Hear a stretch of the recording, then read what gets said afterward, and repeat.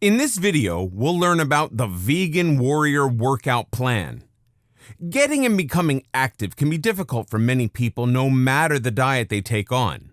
A lack of motivation, morbid obesity, time restraints, and other issues make it very easy for people to either not have the time or not find the energy to become motivated to move. Each person has a unique case, and there's no single solution that fits everyone. However, if you have chosen to adopt a vegan diet, then you have already taken one step in the right direction for the health of your body for the long term. This means the next major step is going to be figuring out what sort of workout plan you want to utilize.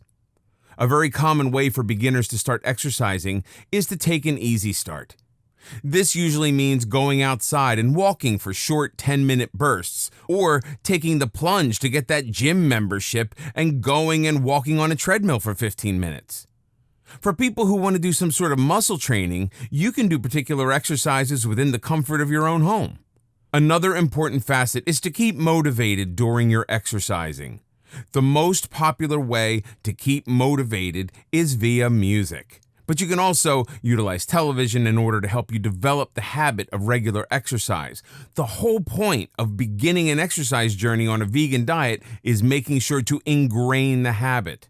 In order to complete your path in the journey towards better health, you have to choose some sort of workout plan. This will be a plan that you follow week by week that can be easily tailored upwards as your body becomes more efficient in utilizing its energy and becomes generally stronger. Even though you're eating a vegan lifestyle, all of your muscle groups in some way need to be exercised. This includes your abdomen, your thighs, and all the muscles in your back and arms. Simply doing nothing but cardio is not going to make you stronger, and it's not an efficient use of the calories you are giving your body. One of the things people have to keep in mind when exercising on a vegan diet is that you're going to have to feed your body more in order to keep up your energy. Traditional eaters consume massive amounts of protein, indicative to the size of their workout program, because protein from animal sources stays in the body longer. This means that an individual who eats meat and animal byproducts could go to a restaurant and have a nice meal, then still have that fuel 2 hours later when they decide to go to the gym. Vegans do not have that kind of convenience. Because plant-based sources of protein are not as easily absorbed into the body, nor are they held onto for as long as meat-based sources of protein, this means that some sort of energy has to be given to the body within 30 minutes of the exercise you choose to do. Not only that, but you usually have to replenish that store of energy after you work out. This does not mean you have to eat an entire meal before and after your workout. This simply means that a snack, a juice, or a shake of some sort should be ingested 30 minutes before and no later than 30 minutes after your workout. Cardio is an imperative part of a workout regimen for a vegan because it will help to keep your blood sugar levels at bay with the amount of carbohydrates you take in on this type of diet.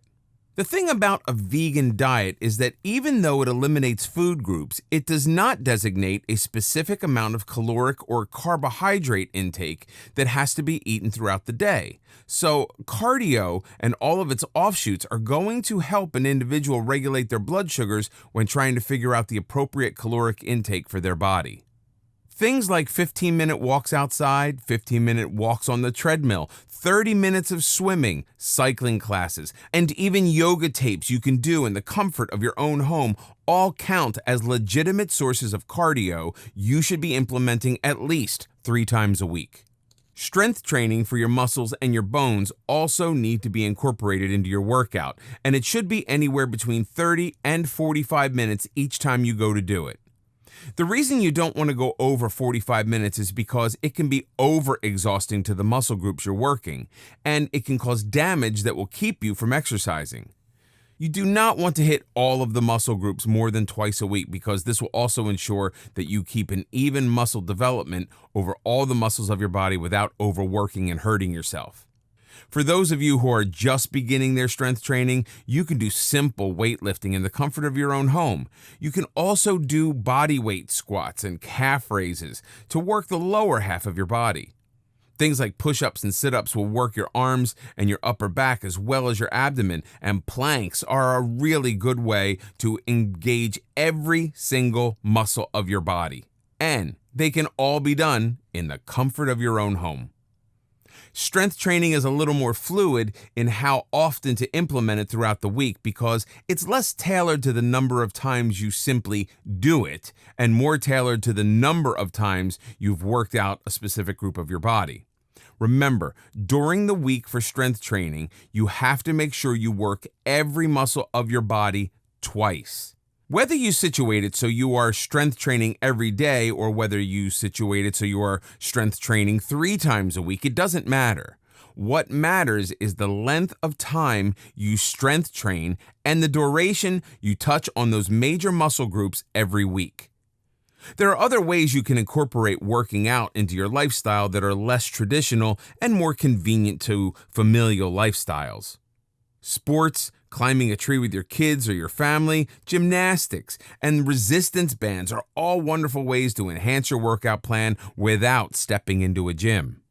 There are also certain classes you could take out in the community that have the potential to get you around many other like-minded individuals, such as martial arts and kickboxing. These avenues are great because they do not only incorporate cardio and strength training, but they also enhance the strength of your bones. Now it's time for the most important part of the course. Up until this point, you have merely been fed information. You've been instructed on the guidelines that eating a vegan diet affords. You have been instructed on the types of exercising you can implement, and you've even witnessed us debunk multiple myths that come with the vegan diet that have been misinterpreted and perpetuated by society. It is now time to go over how to correctly and safely implement this change in your life so you have the greatest chance of succeeding.